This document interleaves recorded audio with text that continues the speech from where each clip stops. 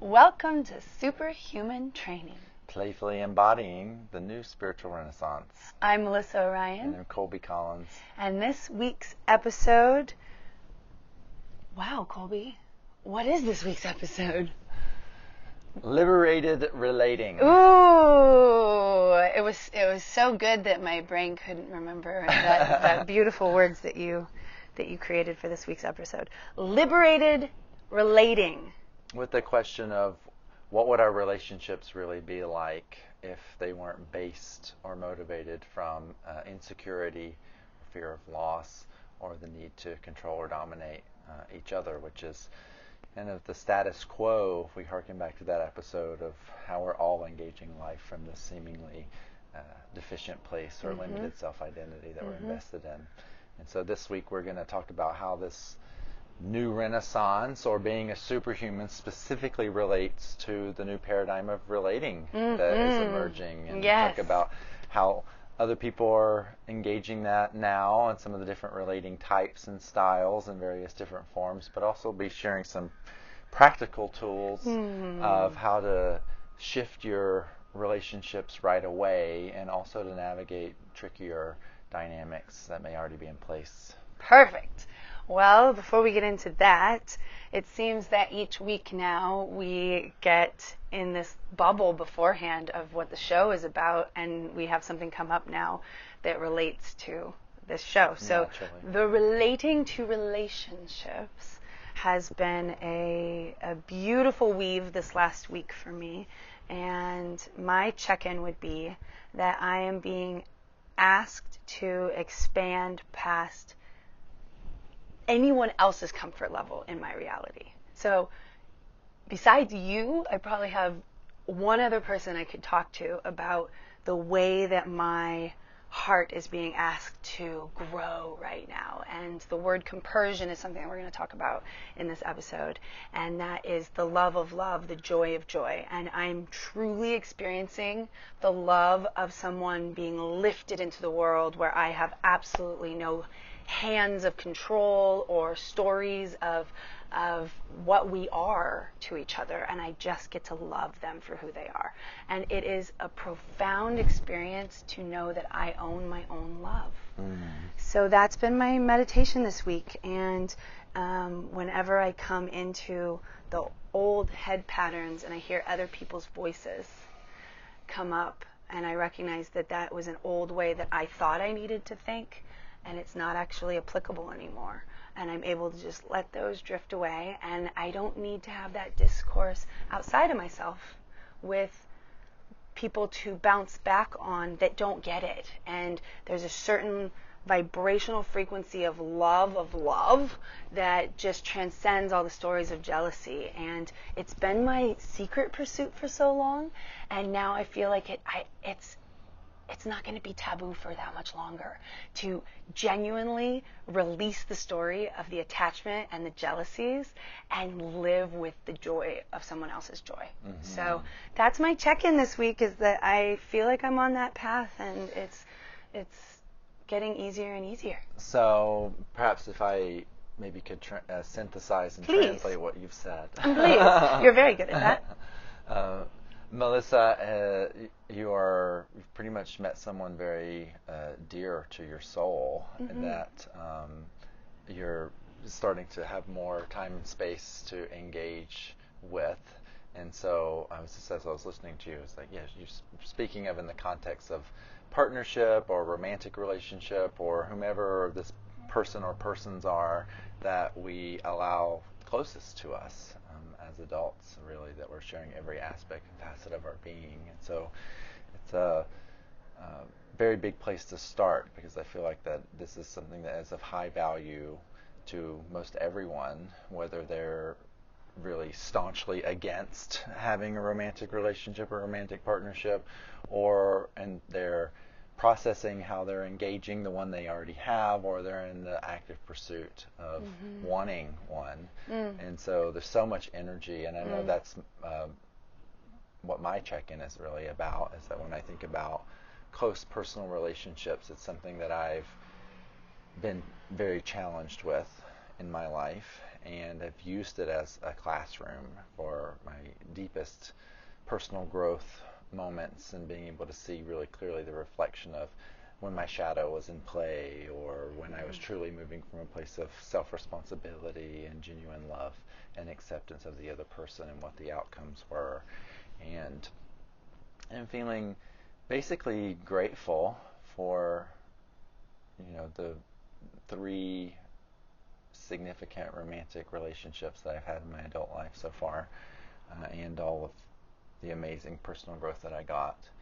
And also reflecting in this kind of interim period of investing in sovereignty in a new way, not thinking that I need or want or am reaching or being impatient for my next opportunity to show what I've learned, and then also still feeling the need to do a bit of damage control, still from how I was showed up in the past. Right. And so, which came back this week. Yeah, I think that's a big part of a superhuman quality, is our efficiency at damage control, getting to a point, of course, perhaps where there's very little damage to contend with to begin with, because we're living in our empowered practices so much more. And so, but there is this, I'm finding personally, this transition period of when I was so overly identified or invested in the old core wound, pain-based identity of myself that flavored every interaction, versus to more of where I am now, is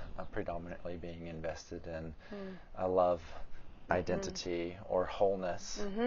You're choosing a whole new value. Right, and that there's still the transition. As everyone in your life remember you one way, or you consistently showed up in this one way, and it set a precedent. And so you have to work with taking responsibility, but it's a delicate thing, only taking responsibility for what's yours and not playing into what's still theirs that they're projecting on. So many layers. And in this shift, no doubt, there will be a lot of relationships that have their death or their ending, and that there's people are simply not in resonance anymore. And I do have that in my life as well.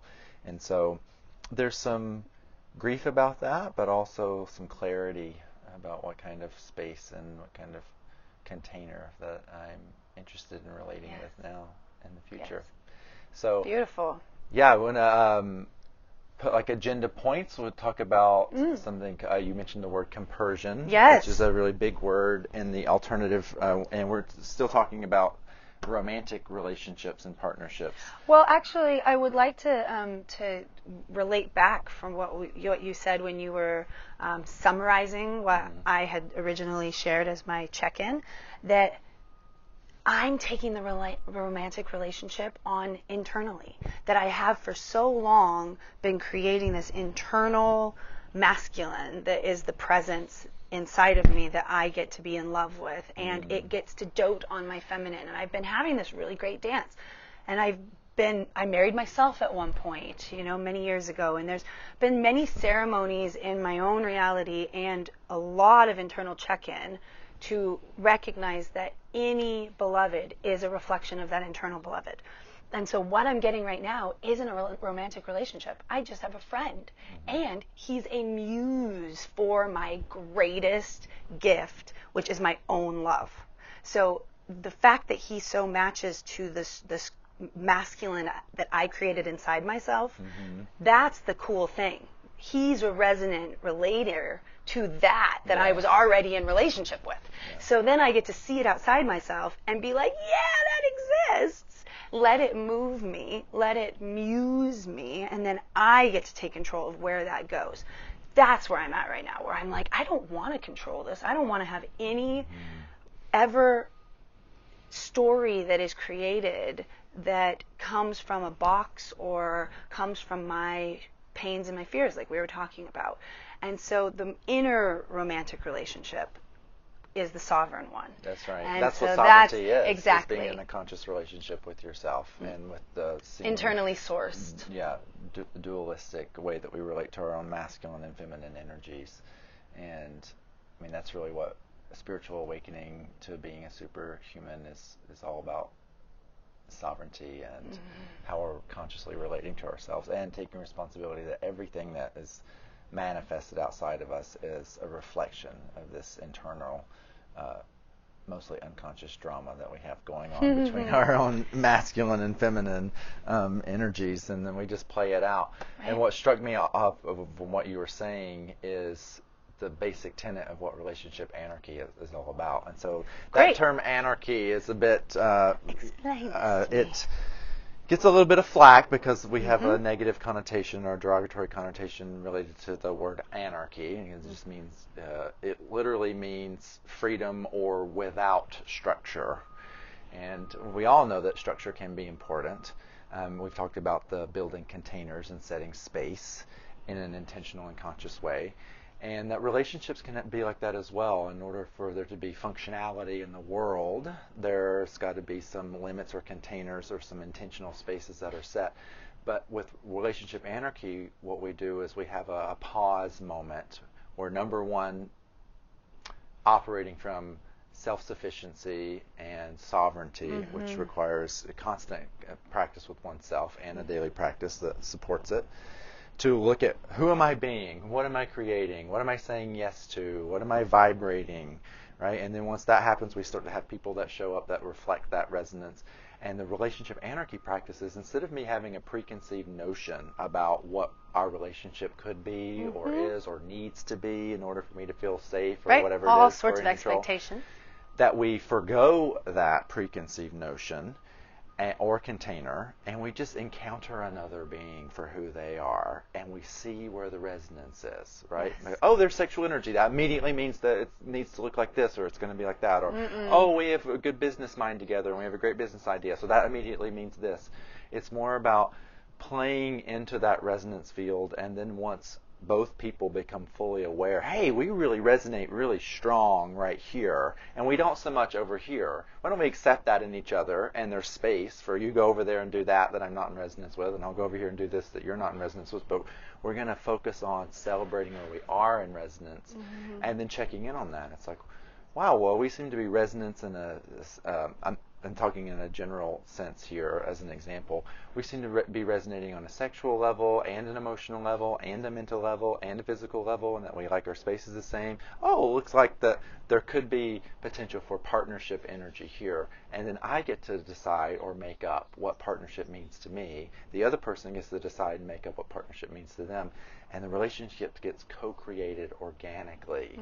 So there's not all assumed, and if you need to make agreements, then you're making them intentionally and consciously together for a very specific reason, not because it needs to be that way so that I don't feel whatever it is that's based in pain. And that's the really exciting thing, is that our relationships can be dynamic and creative and expressions of that. Exactly. And I am so grateful that you were able to give such a huge paradigm shifting new way of thinking into such a succinct nugget. And I think that this rest of this episode, and probably the rest of our lives, we're just going to be uncovering more of how do we do that. And I, for a while now, been coaching friends as they come into relationships on a specific aspect of creating the container like you were starting a business. So you each bring your mission statement, and then you find a core mission statement. Because imagine starting a business where one person thinks they're making a laundromat and the other person thinks they're building a nightclub. Yeah. It's a completely different business, but we're attracted to working together. So you're attracted to creating something together. And if all life is just creation, and in my crazy theatrical world, I perform many things with the premise that the yoni verse, which is the tantric word for the feminine organs, the yoni verse and the galactic are penetrating each other all the time. So the thing that I really started vibing into as a dancer and a movement person was that if I'm in the flow, like we've talked about many times, and I'm in breath, then I'm just riding this wave between the sun's energy penetrating the earth. And I can contract and restrict, and it doesn't feel so good. Or I can just let myself undulate in that sexy field. And when I started doing that practice, everything was sexual. And it happened to be springtime, so it was like everything's having sex. All I could see was sex. And I became ecosexual. I became a person that was in love with everything. And when I snapped into being in love with everything, the micro and the macro all became one, and I was the center point of my own love. Then my relating changed its flavor. And the way that I projected the story of my relating changed its flavor. And I think that that dynamic of how we value our love comes from how do we see love? How do we see life? Do we see it as a game where it's impossible to win and nothing's fair, and we buy all these things that our parents or media taught us, that it's hard work and you die with nothing, and all that is bull? And if we can flip it and we can see that everything is abundant and everything is for us and everything wants us to have sex with it. Really, it just wants us to. Like, if you go into the Botany of Desire and you read that book is all about how the prolification of our desires met with the growth and the gene adaptations of all the fruits and vegetables and all the things that we use for our psychedelics and all the things that we use for our visuals. It describes the tulip. It describes marijuana. It describes the apple as being the ones that are in this sexual creative dance with us to make themselves the most delicious thing, right, so that we'll spread their seeds. Yes. That's all life is doing. Yeah. And if we look at relating with each other on that same level, that this is a gift between us, and this perfect present moment is something so unique. And the way that you described it was so beautiful, because the vibrational harmony that we have together is so unique, and I don't experience all the things that you love in your life. I could not go to the places that you go and feel like they're my joy, some of those things. And the same with me. You would not come to all the places that are high joy points for me, but when we're together, we have a really awesome high plateau experience that we're always on together. So that value system that we can co-create, that, I believe, is probably the biggest shift that we can make on the planet. Then we're seeing each other's highest selves, we're seeing each other as mirrors, and we're seeing the whole world as wanting us to thrive and wanting us to make love to it and eat it. And eat it. And eat it. Two very powerful things that came from that when I was listening to you talk. Was the first thing being that we live in an abundant universe. And that alone illustrates the monumental shift in value and paradigm shift of what we're noticing and giving our attention to. Is that if I don't have a finite amount of love, for example, if my love is endless and abundant, and I'm connected to it and I'm connected to it in my own beingness, in my own breath, and I'm seeing the reflection of it in everything around me, then how could I be jealous or scared that someone that I love is sharing love in another way without me, right? And that's like brings us from the difference of like traditional fear-based monogamy into a polyamorous model. But there could even be new paradigm monogamy, right? If that's what's most resonance, but it's not because I'm afraid that you're going to give my love to someone else, and I gotta get that. That's my love you're giving away there. Right. No, it's based on there's an abundance of it here, and what's just a magical resonance between us is that with all the other life parameters of time and space and flow and all of that, this is just what we both are full yes to, and it's an not because we have to, but because we want to. And the other thing is about this sense that we live in a model where we think that number one, that there's someone out there that's going to meet my needs. I have needs, and they need to be met, and they're going to be met by XYZ person, and that one person has to meet all those needs, right? And we're going to compare them to our highest ideal of that person all the time. And that the truth is that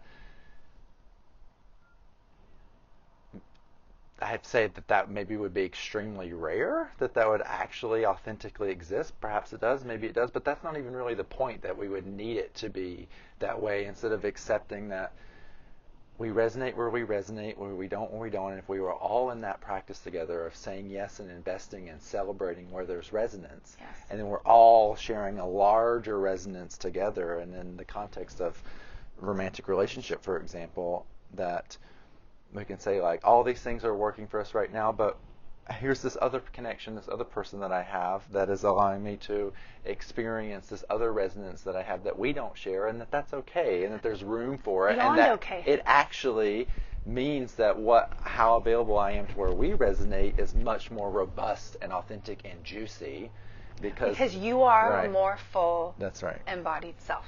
So what I got from that just kept pinging me was it's that sovereign, self-aware person that is able to navigate in the waters of life itself and be in the aikido of that. You don't have to be in a sexual relationship for the rest of your life, and this is still applicable, yes. because it's the idea that someone else is meeting your needs. You are meeting your needs all the time. You are seeing them, and then by asking for what you want with life itself is meeting your needs. It's your relationship with all of life that it is coming through, possibly a beloved, or possibly someone cooking you dinner.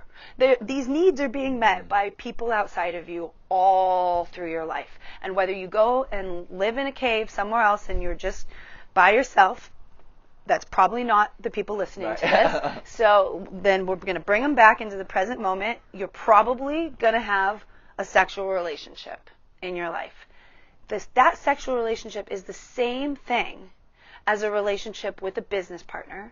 It's the same thing as a creative partner. It's the same thing as a relationship with your best friend from high school. They're all relationships, and it's just the dynamics of how deep you get on an emotional level that changes the game. When we unite sexually, there's a whole lot of chemical compounds that change it. And so when we can create containers coming into those sexual relationships where we're feeling whole, we're feeling sovereign, and we make sure that we're setting up our mission together, where we know what the honoring of this connection is, that it's beyond our needs, it's something else. And when we are fully present to that, then that's where the magic is. And that's when the other can feel so comfortable to open and open and open. And you'll get the most juicy relating when you're not grasping it. I was just thinking specifically even about sex itself and that paradigm shift around that. When you go into sex as being like, I need an orgasm. That's what I want, and that's what I need, and I'm going to get it. And I need it in this amount of time and in this way. This person is responsible for giving it to me. Geez. So we go into the actual sex acts up in performance mode, right? How can I please her? How can I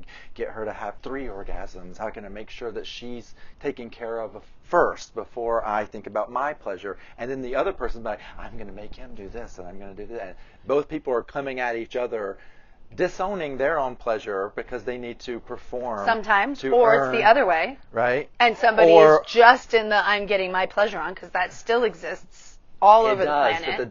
But the most amazing thing about resonance is it's like we've created a container here to enjoy our sexual energy and to enjoy pleasure. I'm going to take ownership and responsibility for my pleasure.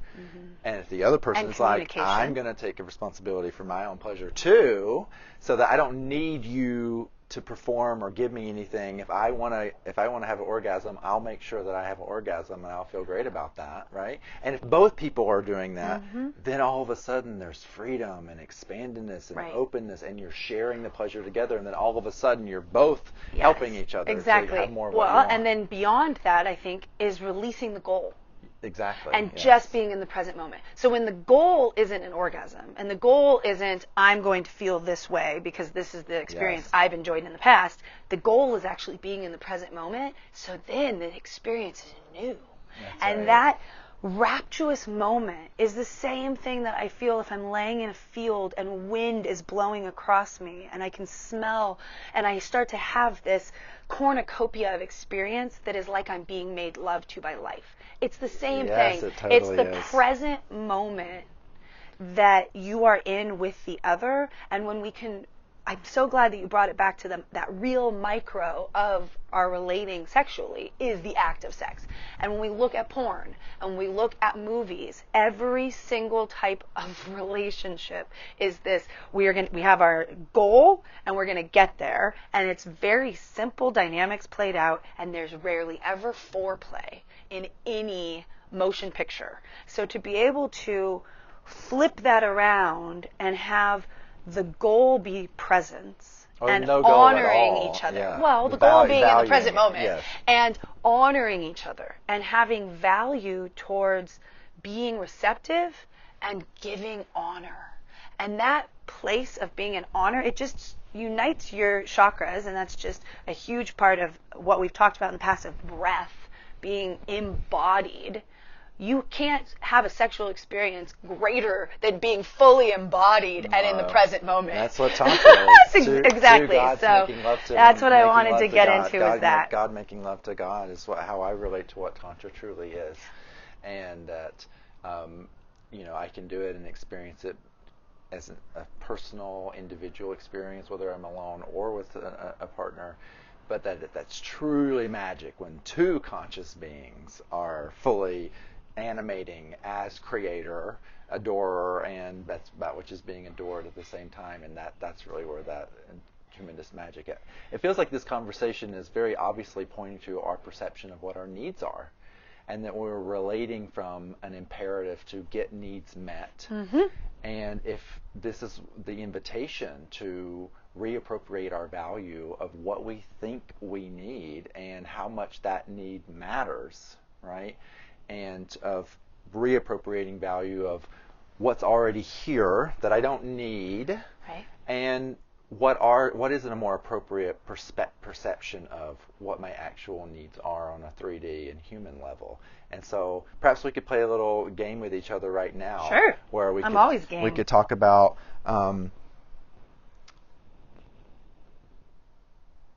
what are your current perceptions of needs in a hypothetical relationship, say any personal relationship at all, mm-hmm. and then also answer on a more of like a romantic, sexual type relationship. What do you perceive your needs are now? Give me some specifics of what those needs are.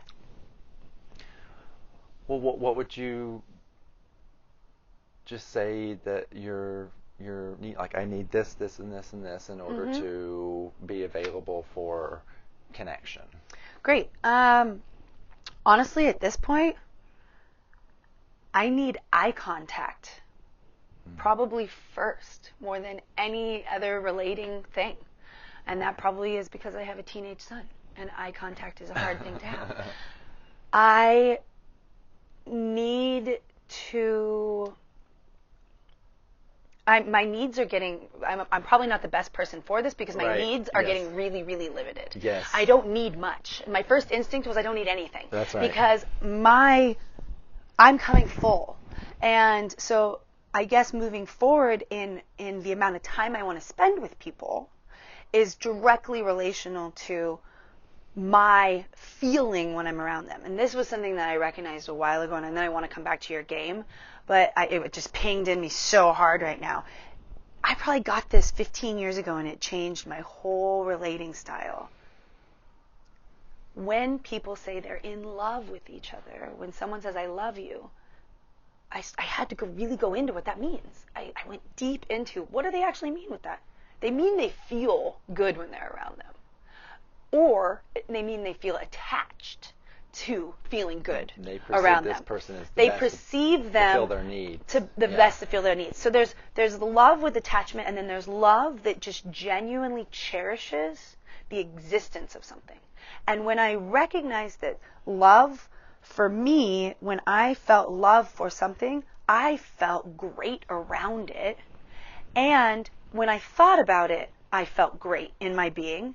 And I could send love to it without attaching to it. That was without true the love. Without the need to back. it. Because actually, that love was mine. That's right. My feeling good was mine. And so I could have that with everything, right? Yes. So back to the game of that, I think that just in the last few years, I've changed my valuing so much. Yes.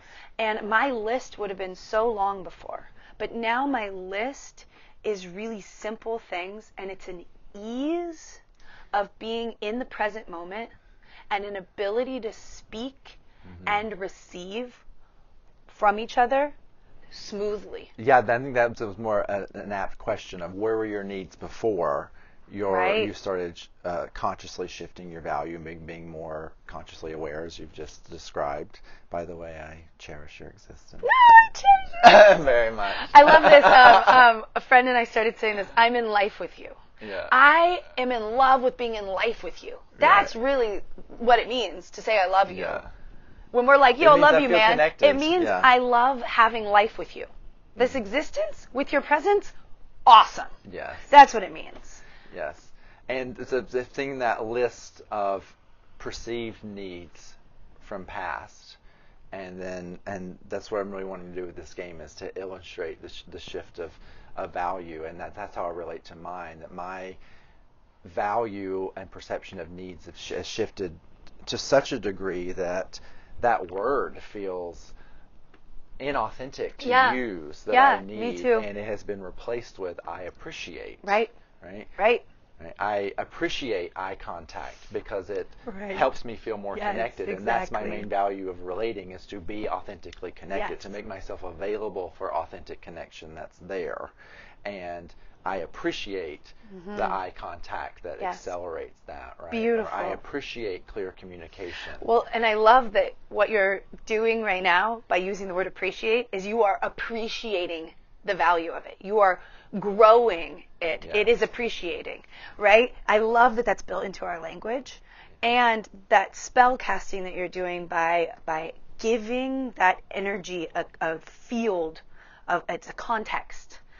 That's beautiful, really beautiful. Yeah, whereas before it was, the word needs coming from deficiency. I don't have this, you have it, I need it from you, right? And that's already starting out on a baseline of insecurity, fear, and lack, to where our relationship's going to be founded on a shared deficiency and then a power struggle of who's filling the other one's cup good enough, right? Because I need to feel safe. I need to be financially taken care of, or I need to always be able to have your attention. I need to know that I'm the most important person to you, that you will drop everything and give me attention when I need it and want it, right? That is a great segue when you finish this. Attention is the key. Yeah, and that is one of the top main tenets of relationship anarchy, actually, is that we're in the practice of being conscious that we are never entitled to another person's attention. Great. Ever. Beautiful tenet, because what I recognized when I was in the really as a cultural engineer of the future, I had to go into, well, what is the past of relating, and really dive into, well, why do people, you've done the same thing, why is this a base normal thing to be passive aggressive, for instance?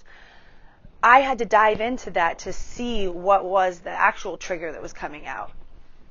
That world and that tenet that you just spoke of where we are not entitled to anything in regards to someone's time. That was the thing I started seeing in regards to the new paradigm of polyamory is the only way that we have to describe it at this point, which just means, for the people that don't know, multiple love.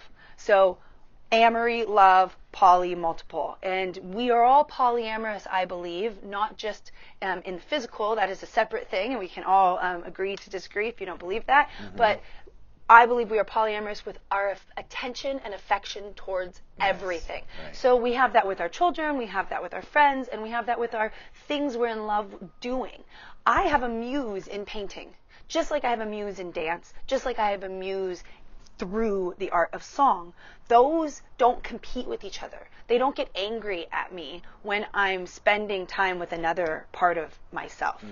It's the same thing when we have a relationship with another and we expect the amount of attention to be the most on us, or at least exactly what we say it is, plus a little bit.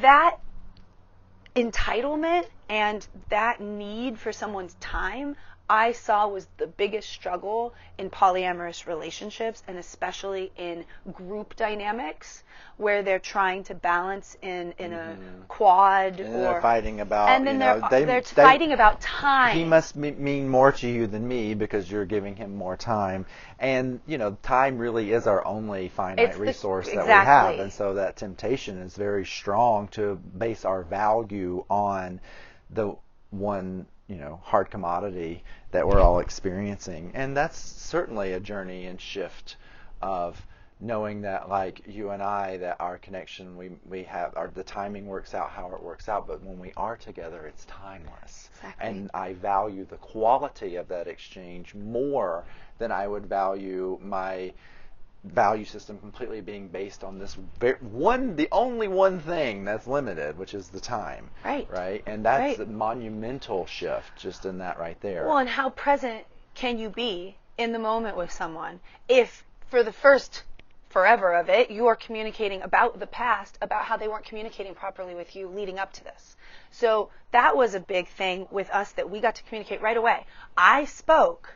I am not the best at communicating, nor do I want to be the best at communicating at a distance over the phone.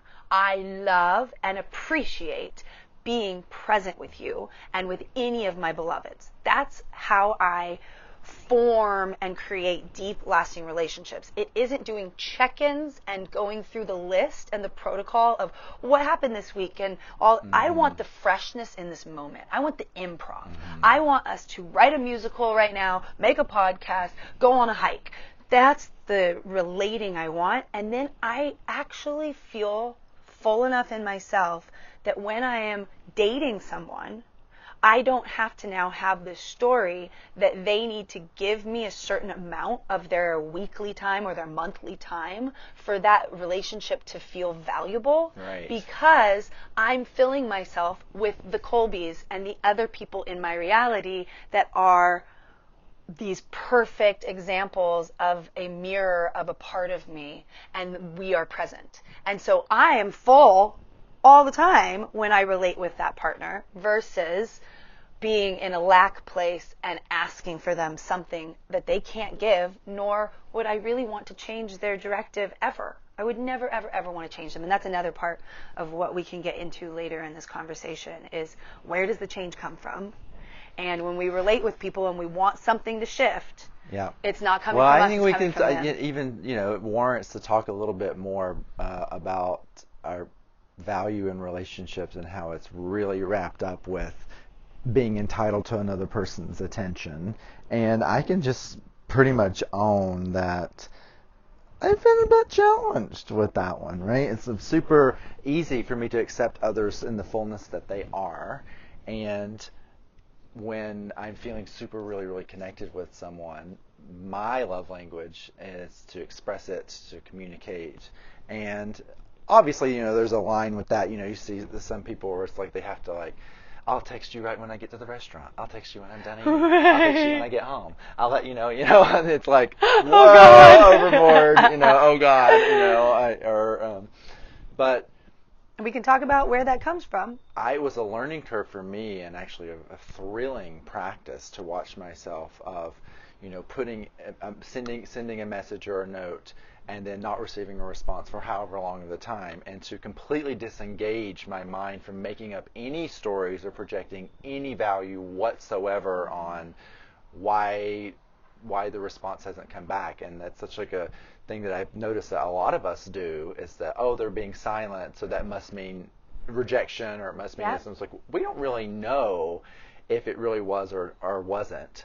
And to not being entitled to another person's attention means that you have to be really clear about what you're giving, and that you're giving from a place of wholeness. Yes. Because if I give from a place of wholeness, this is my I don't need to know that they received it at all. This is my love. I just gave it. This is all that I have. Yep. And I don't need anything in return. But if I'm giving it from a place of I'm making it seem this way and projecting it because I really need to get your validation and to feel your love in return so that I feel okay, then that's a whole different story, right? It's such an easy game to get into that people fall into. Of knowing if you have given out if you've sent a text and you haven't received a response and you're freaking out about it, it's a really clear indication that you are moving from pain in the first place. Yep. And so it's such a and not in a whole need place right there. to It's be like, met. why am I entitled to their attention just because they said they love me, or just because they whatever? Why is that I am creating suffering for myself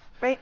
around something I cannot control, which is someone else's attention, and now I'm making up a story about my value and worth as a person based on this other person's value that I'm only perceiving they're giving to me with their attention. Right. Obviously, we do what we only talk about, we only pay attention to the things we care about, so that is true that we're assigning value that way.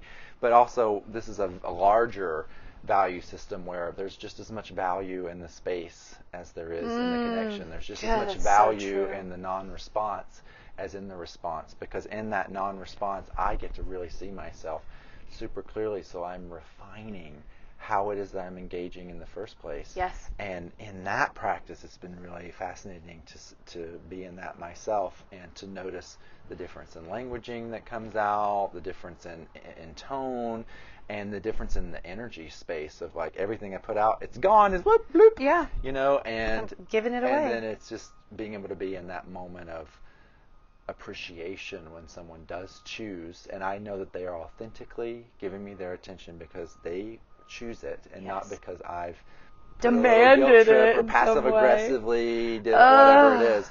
But and then I'm be like, wow, I get to really truly receive that. Yeah, I get to appreciate and receive that this is someone's authentic desire is to give me attention, and that's beautiful. Well, and so in that, I'd like to say that the same quote unquote negative head trip, the negative spiral that's going to go when you have that space and no one's communicating, is the same energy of projecting into some whole future story based on the connection and the little bits of energy that you did receive, or the lots of bits of energy that you did receive from someone.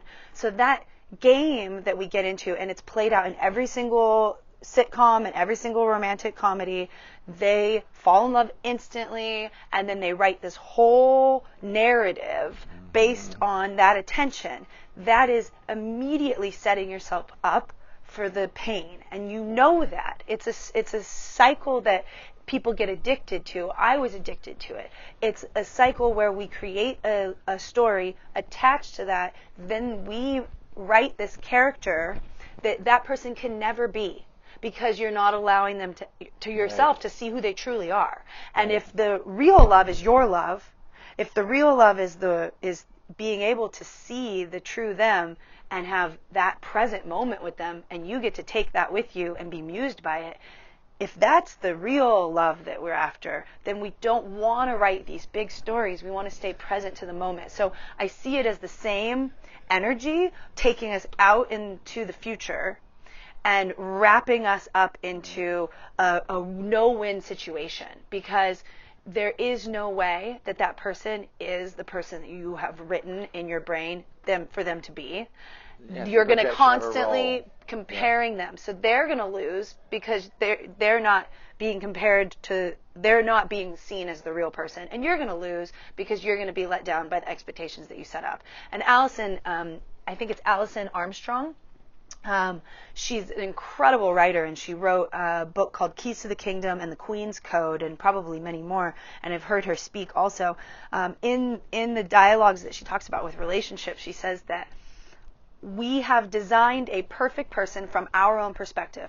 I am a woman seeking a man. So most of the time, I'm bisexual, but in regards to that story of the masculine feminine, I am creating my perfect person. And really, it's a hairy man.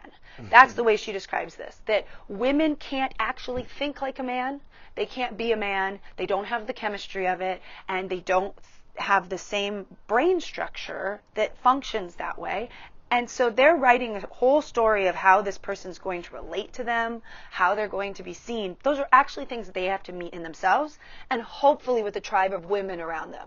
Good, solid women for them to be reflected by with other women, so that they can be full when they meet the masculine and just be present to it. Just be present to who they are. And it works the same in lesbian relationships, in gay relationships, that there's a polarity dance between the two. And you have to be full to be in a true magnetic polarity pole. If not, it's what we've been talking about. It's your unresolved story patterns. It's your fears that have a magnetic pull, and they're drawing towards you. Well, some that's other what you're storyline. pointing to, and you said it earlier, that love that we're after, and I was going to say, well, most of us aren't after love. We're after more pain because we are conditioned to value what it means to be in love or love. It has to do with all this pain. It has to do with, you're going to save me from my inadequacy, and then waiting for the other shoe to drop, waiting for them, they're cheating on me, or they're going to gonna lose it, die. or they're going to Like, die. all the loss. How do I need to go, where is this going? I need to know that we're secure for the foreseeable future in every possible way. Putting your that's impossible safety into to know. something else. And all of that is pain,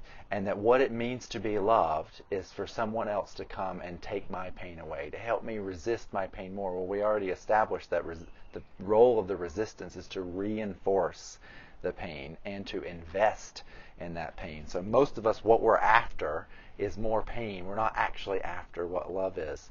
And it is this transition point, like I was talking from the beginning, to rewire what it is that we relate to as passion. Because a lot of times that push and pull of the pain stuff, of the drama and the making up and the processing and all of that, that's how we relate to passion. This person obviously really cares and loves me because they're jealous, or because we're having to do all this. Right. And imagine all that not being there. Yep. It's like, well, if we don't have anything to fight about and make up about, like, where's our passion? Where's our juiciness?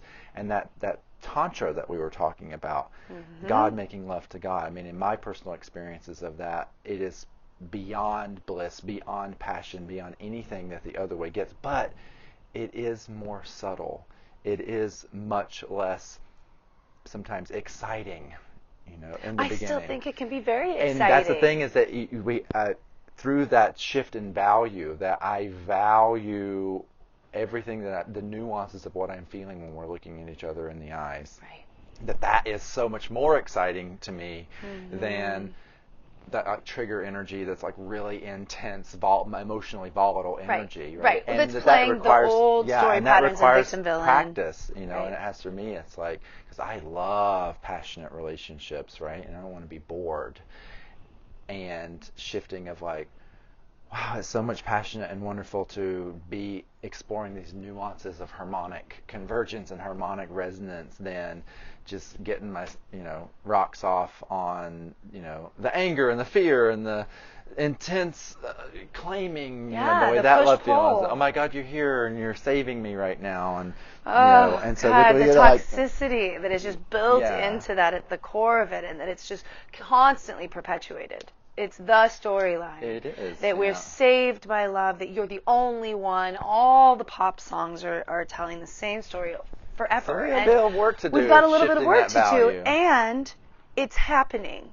We know many people that live way outside of that comfortable box, and they live in a world of burning boxes. And that is shaking things up, and yet I think that there's also some rigidity in that expression, where when we come more into just the fluidity of the relationship I am in is with me. The relationship I'm in is the relationship of life itself. That the permeation of what I said earlier, that sun's energy onto the planet, that we are constantly being bathed in love, if you want to describe it as that light, the energy of Tantra is being in the breath of it all. You don't ever have to actually have sex. The sex aspect of Tantra is just one aspect of it. Tantra, just like yoga, has so many more worlds than just the physical. And so for us to be in that harmonious, harmonic dance with the light itself and with the music of life, then when we meet someone that is in a frequency of that, then like you were saying at the very beginning, we get to decide which aspects of this through communication, which there are some really awesome tools now for how we can communicate with compassion. And in that, we get to decide where we birth, where we create. And if it's in the bedroom, awesome. If it's in the bedroom for a little while and then it phases out, awesome. If it's in the bedroom once a year for the rest of our lives, still awesome. All the levels and ways that it can play out are perfect. And what is even more beautiful is recognizing that we get to create all the time. All the time. We create conversations, we create walks, we create food. We're constantly creating with others.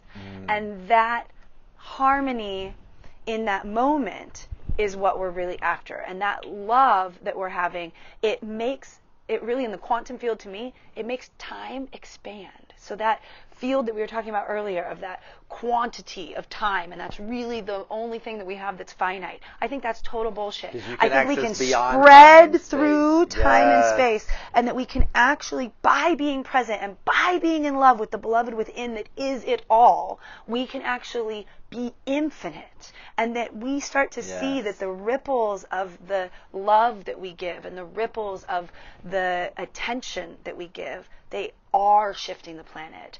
And that all that we do becomes what we are. And that's all we do is what we are as an extension of our being.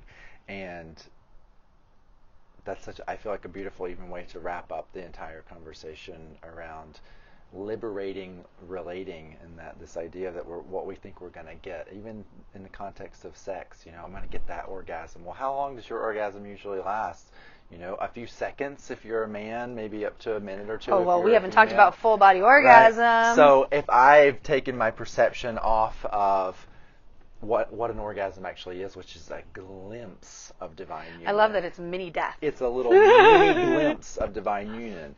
Well, if you take that as goal away and you're in the presence and in Tantra, and I was just thinking about my former wife and I, when she and I would have tantric union experiences, and we would be physically connected, there'd be physical sex happening, but we would be, as our higher dimensional selves were expressing through the body and getting more and more connected, the bodies actually became completely still. Mm-hmm. And there was absolutely no friction. There was no need. Frictionless. Yeah, well, we were, and it was inside of her, but it was like our souls and our spirit, and it was the divine uniting with itself in such a powerful way. We didn't even care if our body was going to have this little 2-minute orgasm, right? We were living in the field of the orgasm. That's the key, and that you can do that on your own, and that we're doing it all the time with everything. Please do that on your own before you expect to do that with someone else. That's the key of this, is that the yoga of life, the tantra of life, is find it in yourself. Be the beloved.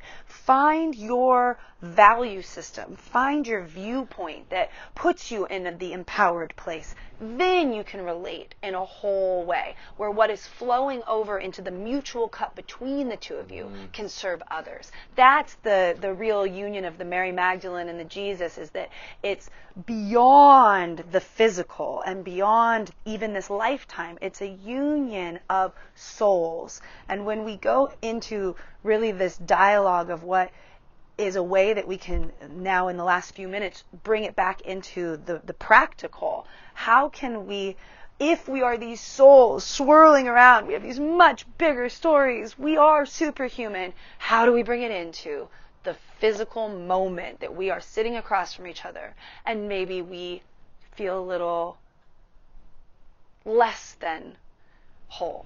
How can we communicate that something that this other has done, or something that we've perceived, is possibly needing polishing? I'm really being conscious with the words I'm saying right now, as to not say that this person is wrong, but there are some very cool tools that we can give these fans of love. And I love the word fan, because we're fanning each other. We're lifting each other's wings up and giving them more energy. That's the true love, is like, I'm your greatest fan. And the superhuman qualities, the tools here, yes. To me the tool is conscious awareness that we've been building on.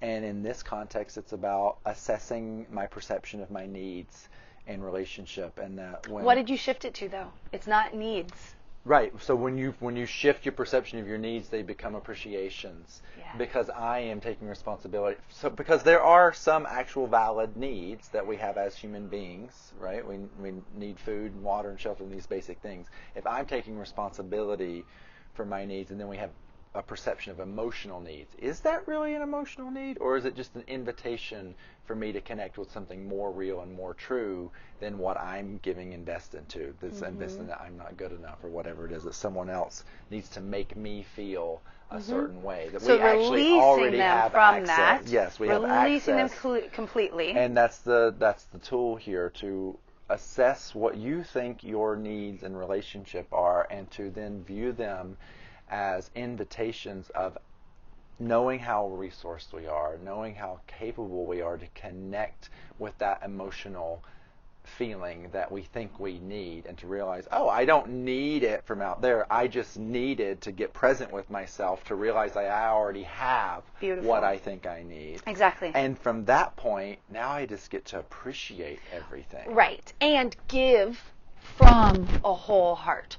The ability for us to recognize that our truest gift is to be benevolent in our love. And that means that I don't have to ever expect that something's going to come in return. So if I'm showering the world, with smiles all day long, I'm not expecting at the end of the day a complete balanced tally of all the smiles that came back to me. So it's the same thing with my attention that I give anything else. I am just pouring it forth because I genuinely have a ravenous hunger for life itself. That's the cultivation, right? So here's two tools. One is a very specific thing that I call do-overs. And if we're valuing the harmony in a relationship more than the need to be right, then I don't need you to change anything about you. And yet, I have a better way of hearing you if you can communicate. I have a more resonant invitation if you communicate with these specific things. So I'm just going to use the example of mother and son, because this is where I learned this in myself and started calling it do-overs. Was with my son, who's 14 now, when he was about 7 or 8, and he would come into the room demanding something, crying already, whining for something, with these strategies yes. that he thought we're going to get him the attention or the thing that he desired. And instead of being in a tool that is my strategy of reaction and getting angry at him, or using any of the cards that were my parents' cards and just flinging them at him, resisting him, shutting him down, sending him to his room, whatever it was, I would clear myself as quickly as possible to meet him with a blank face, or sometimes smile through my teeth and say, could you please try that again? Let's do a do-over.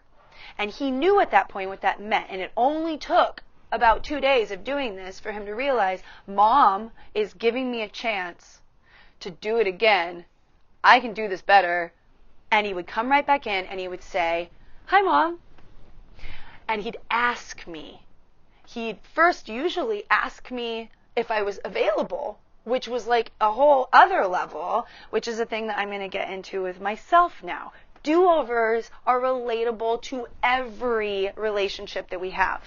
If we recognize in ourselves that we need to have a do-over, because here was a big thing for me. I'm very, very great at being in my own world. I spend a lot of time on my own, in my own magical land of creativity. And so then when I'm around someone, I'm so excited to share all the creative places that I went in my mind today.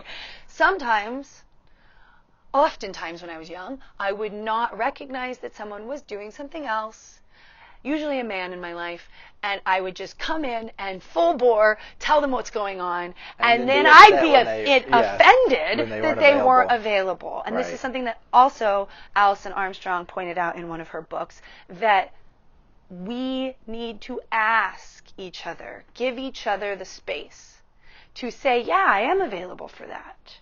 Or, no, I'm not. But in 5 minutes, in 10 minutes, when I wrap this up, I am available and I'd love to hear you. Waiting for their genuine invitation to hear us. Because we don't want to talk when someone's not listening. No. Some people actually do. But that's coming from a different desire place. In the harmonious field, we can have a do-over when we recognize that we didn't play that particular card the way that we wanted to. So, do-over. And now it releases you from having to explain to me that that didn't work for you. It releases you from having to point out to me in maybe a harsh tone that this is the thing you do all the time. You never give me a chance. All these definitives that come up in relationships can often be avoided if the person was able to say unto themselves, I need a do-over right now. I recognize that I didn't do that right. So then the person is a blank slate for you to come back to, and then you can switch that around like I did with my son, where I can be the one that says, you know what? I invite you to do a do-over right now. And that's a because then I can testament just be completely clear and open to receive you. And that's a testament of how you're practically reappropriating value and investing in harmony. That we're not pushing the pain under the rug. We've acknowledged it, but we're now using the pain as a catalyst and an invitation to alignment. Oh, there's where that investment is. Do I want to invest more energy there and go down that whole rabbit hole and make it? Well, it sure seems easy most of the time, right? That's our habit. Or I could take that as like, oh, I invested energy there. Let me reclaim that energy and invest it over here. And it usually just takes a breath. One breath, and then the invitation that you're giving to yourself, but then you're extending that invitation to who you're relating. And this is radical stuff, because then you can use it in your businesses. You can use it everywhere. Yeah. Where you say, you know what?